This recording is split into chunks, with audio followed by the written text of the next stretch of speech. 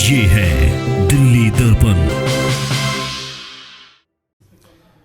साथियों, अब तो देश के अंदर हर आदमी ये बात समझ चुका है, हर इंसान ये बात समझ चुका है कि जैसे ही कोई राजनीतिक गतिविधि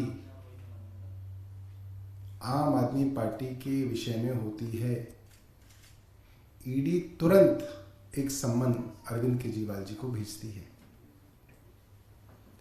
अभी एक दिन पहले माननीय उच्चतम न्यायालय ने केंद्र सरकार को चंडीगढ़ मेयर चुनाव में देश के सामने आईना दिखाया।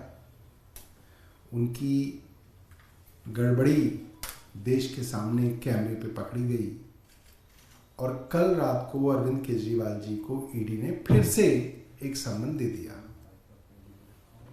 अब जितनी समझ कानून की मुझे है, ये बात सबके सामने है कि ईडी अपने सम्मन को लेकर कोर्ट गई। भारतीय जनता पार्टी ने खूब हल्ला मचाया कि अब मामला कोर्ट में आ गया, अब कोर्ट कहेगा, अब कोर्ट ये करेगा, अब कोर्ट वो करेगा। कोर्ट में मामला गया, हमने उसका सम्मान किया। बजट सेशन चल रहा है। मैं विधानसभा से ये प्रेस कॉन्फ्रेंस इसीलिए कर रहा हूं क्योंकि बजट सेशन चल रहा है। कोर्ट के अंदर माननीय मुख्यमंत्री जी ने अपनी बात रखी कि मैं बजट सेशन के अंदर व्यस्त हूं और मुझे 16 तारीख तक का।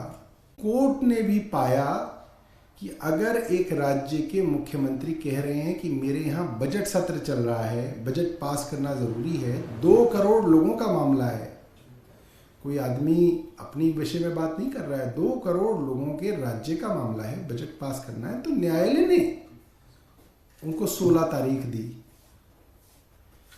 अब ईडी इतनी जल्दबाजी में आ गई कि अब ईडी क्यों है वो हर दूसरे दिन सम्मन दे रही है। भाई, अगर आपको अपनी ही चलानी थी तो फिर आप न्यायालय कहे क्यों? आपको न्यायालय पे ही भरोसा नहीं है। पहले तो ईडी खुद न्यायालय गई, हम नहीं गए, ईडी गई। हमने न्यायालय में अपनी बात रखी, न्यायालय ने हमें 16 मार्च तक का समय दे दिया। अब ईडी जो है जल्दबाजी दिखा रही है।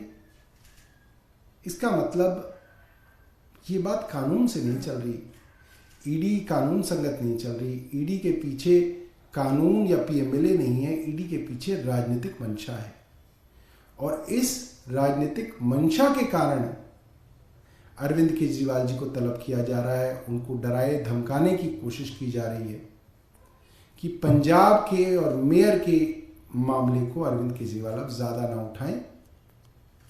अब ईडी फिर से अपनी खबर जो है अरविंद केजरीवाल जी के विषय में बनाए, जो बहुत दुर्भाग्यपूर्ण है। आज पता चला सत्यपाल मलिक जी, जिन्होंने बेखौफ होके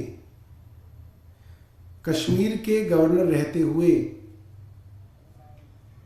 जो उनके साथ हुआ और जो उन्होंने देखा, उसके बारे में जो बातें सत्यपाल मलिक जी ने कही हैं, वो बड़े सवाल खड़े करती हैं। चाहे वो भ्रष्टाचार का मामला हो, चाहे वो पुलवामा का मामला हो, उन्होंने बड़े सवाल जो है केंद्र सरकार के सामने खड़े किए थे और आज सीबीआई उनके यहां छापा मार रही है।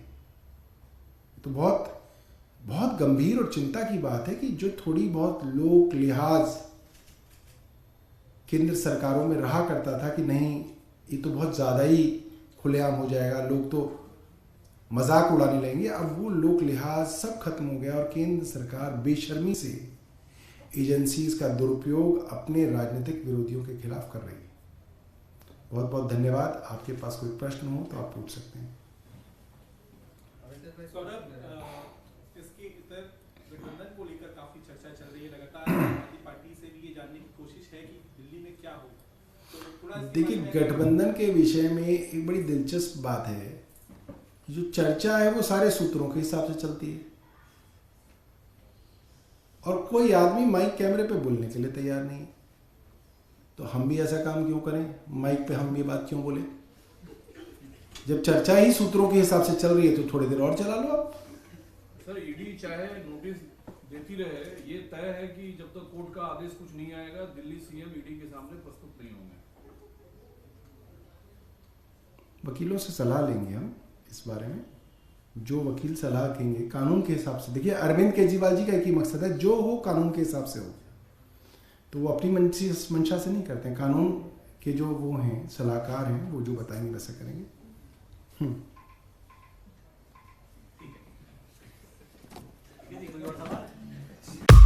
लेटेस्ट खबरों के लिए सब्सक्राइब करें हमारा YouTube चैनल या फिर लॉग ऑन करें www.delhidarpantv.com। खबरों की कवरेज और विज्ञापनों के लिए संपर्क करें।